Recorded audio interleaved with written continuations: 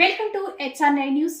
ముందుగా వార్తల్లోని వివరాలను చూద్దాం. శ్రీ సత్యసాయి జిల్లా పెనుగొండ నియోజకవర్గం పరిగి మండల కేంద్రంలో బీజేపీ నాయకులు పరిగి వేణుగోపాలరావు ఆధ్వర్యంలో స్థానిక దళిత వాడలో సంవిధాన్ సుశాన్ కార్యక్రమాన్ని పురస్కరించుకుని గౌరవ శ్రీ భారతరత్న అంబేద్కర్ గారి సేవలు గుర్తు చేసుకుంటూ అక్కడ నివసిస్తున్న ప్రజలతో కలిసి సహచర బీజేపీ నాయకులు సాపంక్తి భోజనం చేశారు. అదేవిధంగా ఢిల్లీ అసెంబ్లీ ఎన్నికల్లో ఘన విజయం సాధించిన సందర్భంగా స్థానిక పరిగి అంబేద్కర్ సర్కిల్ నందు కూటమి నాయకులతో అంబేద్కర్ విగ్రహానికి పూలమాలలు వేసి నివాళులు అర్పించి బాణసంచా పేల్చి స్వీట్లు పంచిపెట్టారు. మరియు కొడగేనహల్లి పంచాయతీ కార్యాలయం సర్కిల్లో కూడా బాణసంచా పేల్చి మిఠాయిలు పంచిపెట్టారు. ఈ కార్యక్రమంలో బీజేపీ మండల అధ్యక్షులు ఎన్ఎల్ నరసింహమూర్తి, ఎంపీటీసీ చంద్రశేఖర్ రెడ్డి, హనుమయ్య, 108 నరసింహమూర్తి, శంకర్మూర్తి, శివకుమార్, శ్రీనివాసులు, నాగేంద్ర మరియు కూటమి శ్రేణులు, అభిమానులు పాల్గొన్నారు.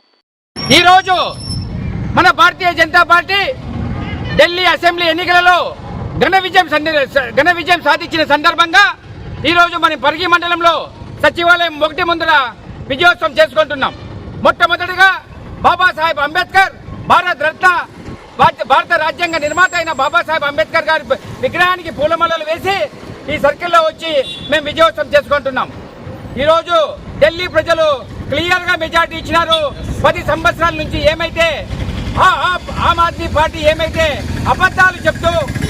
అబద్ధాలు ప్రచారాలు చేసుకుంటూ కేవలం మేము ఉచిత పథకాలు ఇస్తామో దాంతోనే మేము నడుపుతామని చెప్పి ఏమైతే ఇండియా ఎగెనిస్ట్ కరప్షన్ అని 2011లో అన్నా హజారే గారి ఉద్యమాన్ని హైజాక్ చేసిన కేజ్రీవాల్ అన్నా హజారే గారికి వెన్నుపోటు పొడిచి ఆ ఉద్యమాన్ని హైజాక్ చేసి 2012లో ఆమ్ ఆద్మీ పార్టీ స్థాపించి కేవలం మోసపూరిత ప్రకటనలతోనే కాలక్షేపణ చేసి అదే రకంగా ఉచిత హామీలు ఇచ్చి ప్రజలకు ఏ రకమైన మేలు కూడా చేయలేదు.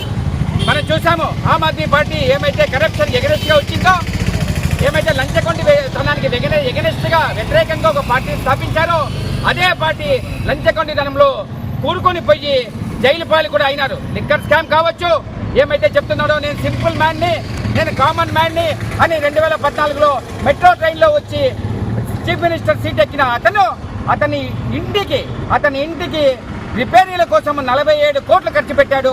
అవన్నీ ప్రజలు గమనించి ఈ రోజు సుస్థిర ప్రభుత్వం కావాలి, డబల్ ఇంజన్ ప్రభుత్వం కావాలి అని మనం కేంద్రంలో ఎలాగైతే భారతీయ జనతా పార్టీ ఎన్డీఏ ఉందో ఢిల్లీలో కూడా భారతీయ జనతా పార్టీకి క్లియర్ మెజార్టీ ఇచ్చినారు. వాళ్ళందరికీ మేము కృతజ్ఞతలు, ధన్యవాదాలు తెలియజేస్తున్నాం. అదే రకంగా ఈ ఆంధ్రప్రదేశ్ తరఫున కూడా మన నారా చంద్రబాబు నాయుడు గారు ముఖ్యమంత్రి గారు అక్కడికి వెళ్ళి పర్యటన చేసి ఎన్నో కార్యక్రమాల్లో పాల్గొన్నారు. వాళ్ళకు కూడా మేము ధన్యవాదాలు తెలియజేస్తున్నాము. మిత్రపక్షాల ఐక్యత వర్ధిల్లాలి. ఇదే రకంగా భారతదేశం మనం చూసాము. హర్యానా కావచ్చు, మహారాష్ట్ర కావచ్చు, ఢిల్లీలో కావచ్చు, ప్రజలందరూ గమనించి క్లియర్ మెజారిటీతో భారతీయ జనతా పార్టీని అధికారం ఇస్తున్నారు. అదే రకంగా మనం ముందుకెళ్ళి మనం అభివృద్ధి సాధిస్తామని తెలియజేస్తున్నాం.